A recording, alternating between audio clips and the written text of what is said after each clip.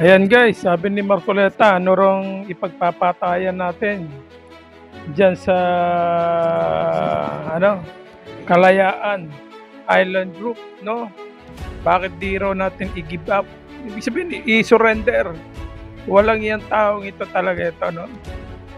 Lagi ang inaano nito yung bansa natin na pinag-iinitan eh. Hindi raw atin. Eh kung hindi sa atin, huwag ka na makialam. Di ba ganun lang? Eh mas lalong hindi naman iyo yan, Marcoleta. Unang-una, ha? Hindi lang ikaw yung tao sa mundo, okay? Hindi lang ikaw yung nakatira sa Pilipinas. Ha? Kung gusto mong ipamigay yung isang isla, bakit di na lang yung pera mo at kayamanan mo at ari-arian mo, ibigay mo na lang sa China? Ha? Bakit pinipilit mo yan na ibigay yan? No? Alam mo, yung ginagawa mo, sa tingin mo, natutuwa yung mga Pilipino. So, hindi. Nabubwisit dahil lumalabas ikaw ay pro-China. Mature yan. Yan guys, at siya bilang isang senador, di dapat siya nagsasaltang ganyan eh.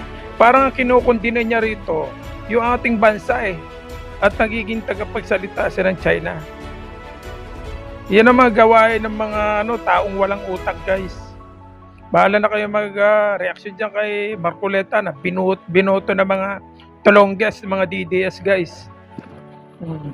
Pinalagan ng mga taga-Pag-asa Island ang naging pahayag ni Senador Rodante Marcoleta na bitawan na lang o sa kanyang salita, i-give up ang Kalayaan Island Group.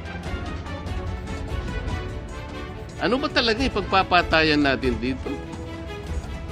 We will offer our lives, including the lives of our children, and to die for it, for something that is not even within our EEZ.